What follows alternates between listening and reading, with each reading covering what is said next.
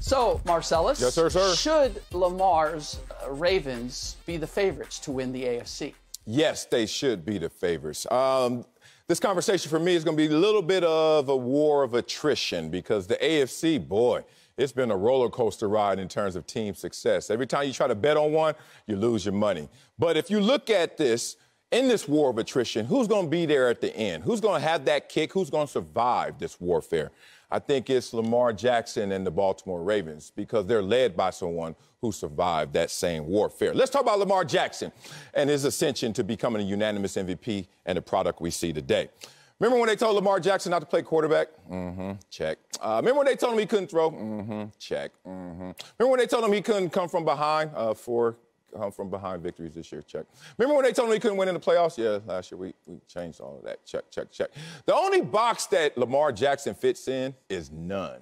And guess what? This year, he's going to get his team over the hump because his team is the best in the AFC. I don't know. Tell me if this team is better than the Bills or the Titans, if they have a better passing offense. Tell me if this team is better than the Bills and the Titans, if they have a better rushing offense with Lamar Jackson as the quarterback. Who knows how far Tennessee is going to go without Derrick Henry, and who knows how Derrick Henry is going to come back into form once he does return. Who knows? Who knows what's going on with the Buffalo Bills, because there shouldn't be any excuses. We shouldn't see Josh Allen plateauing, if we want to say that. We shouldn't see the roller coaster ride with the Buffalo Bills. We shouldn't see the Buffalo Bills lose to the Jacksonville Jaguars like we just saw. And what's their excuse? I don't know what it is. What's their excuse in Kansas City? In the fact that, hey, last year we saw you in the Super Bowl. Now we see you guys not even winning your own division. What's the excuse for those guys in those situations? Because Lamar Jackson has an excuse and still sits there as the leading contender in the AFC. You want to know why? Because Lamar Jackson just looks at situations in adversity and says, bring it on. And I think this team has taken on his mental makeup as the leader. All that adds up for a Tennessee Titan team. Better record right now, I give you that. But we'll see how this race ends. And I think it will be Lamar Jackson crossing the finish line. Well, what did you call it? A war of attrition, Marcellus? Yes. Okay. I'll call it splitting hairs. Oh, okay. Okay, well, whatever cliche we want to apply to this, because it is very close here. But if I have to choose, I'm going to go with the Bills. Now, you mentioned a lot of offensive numbers, and I do love Lamar and everything that he has done around the league. He's been really impressive, and so has the Ravens offense, which is second in total offense, first in rush offense, and eighth in pass defense. But the defense is the flaw with the Ravens that I have, which is why I'm going with the Bills, who are first in total defense, fourth in rush defense, and first in pass defense. When I'm looking at a team who's going to be there at the end of the year, who's going to win the big game, they aren't low in any particular category, which is what the Ravens are dealing with right now. They have a major flaw on defense. 23rd in total defense, 31st in pass defense. The only teams worse is the Dolphins, who are 30th. The Washington football team is worse than the Dolphins are 30th. And they're fifth in rush defense. So they're all right in the rush part of it, but their pass defense needs a lot of work. The Bills are not dealing with that. They're a more balanced overall team.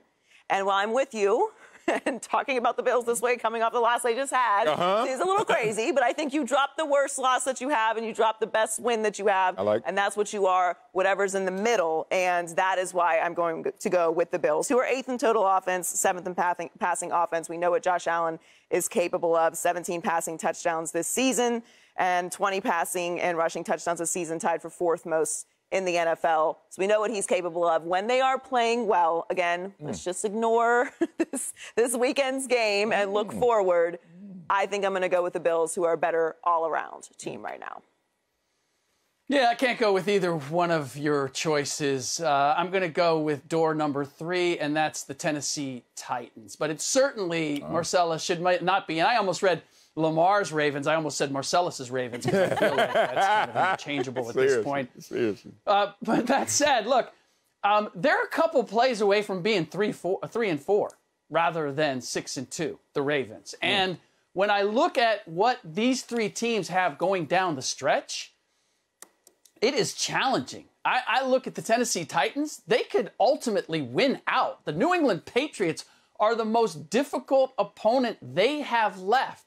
Meanwhile, I've got the Ravens, who've got to play the Rams, the Bengals, the Packers, the Browns twice in 3 weeks. And then the Bills have got the Tampa Bay Buccaneers and the New England Patriots twice. And so when I add all that together, the door is wide open for the Titans to make a significant move. I like the fact that they are where they are right now, kind of coming up from behind. But if there is a team that is built for bad weather football, which is what we're about to go into, the Tennessee Titans are better built for that than either the Ravens or the Bills, in spite of where the Bills play, because they're not as pass dependent as those two teams. Now, Derrick Henry has to come back and he has to be healthy. And this defense has to continue to play like it has of late. But I just see all the pieces coming together for the Titans. Big reason that they're not ranked higher in a number of categories is because of the way the season started for them. But I think they're catching fire at just the right time, and they are built for the long haul. The Bills, Joy, if you take away their worst performance and their best performance, it leaves you with a lot of wins over very mediocre teams. And so my question is, are the Bills really as good as their record suggests that they are?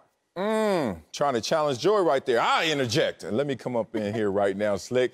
I love the fact that Slick says, oh, the team is not so dependent on their passing game. They're built for the cold weather. They're built to come from behind. They're built for this time of the year. When you ain't got a good passing game, that's what you say. Whether it's the injuries to the wide receivers or really the average play at quarterback this year. Ryan Tannehill is not having a great year this year. It's okay, they have a great record, but Ryan Tannehill is not the driving force. Oh, the driving force is actually not in the car right now. The driving force is not driving. Oh, we're in a Tesla right now. It's just driving itself, I guess, because Derrick Henry is not in the building. Go, Adrian P. Oh, no. I love you, AD. You know what you do. But the point is, what's going to happen with this team going down the stretch without Derrick Henry? A big unknown. Let's just be real about that. There's also a big unknown what's going on with these Buffalo Bills. That's why I can't go there with them. I don't know what's going on. It's not just the Jacksonville game, Joy. They've lost 2 of their last 3 games. And you look at them, I'm like, come on, Buffalo, let's do what we're supposed to do, which is get over the hump, because this team was in the AFC Championship game last year. But everyone has an excuse for these teams, but they have no excuse for themselves. The Buffalo Bills not supposed to be in this position right now. Let's be real about that.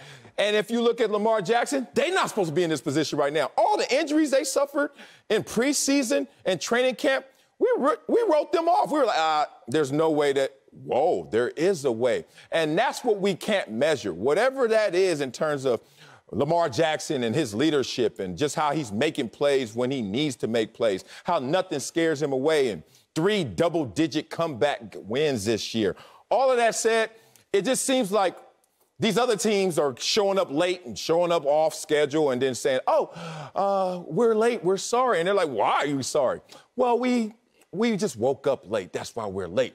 But Lamar Jackson, dog, they caught a flat on the freeway, changed the tire, got a donut, and still showed up right on time. And they don't have the injury concerns that the Tennessee Titans do. Actually, they're getting healthy at the right time. So, Joy, you're right. It's splitting hairs. I give it to you. I give you the Minnie Mouses. I did that to my daughters this morning, too. But the point is, I think that if you look at this race really closely, you're going to see Lamar Jackson and the Ravens prevail. Well, yeah, that's the question, though. It's not who's playing the best right now. It's who's going to win the AFC.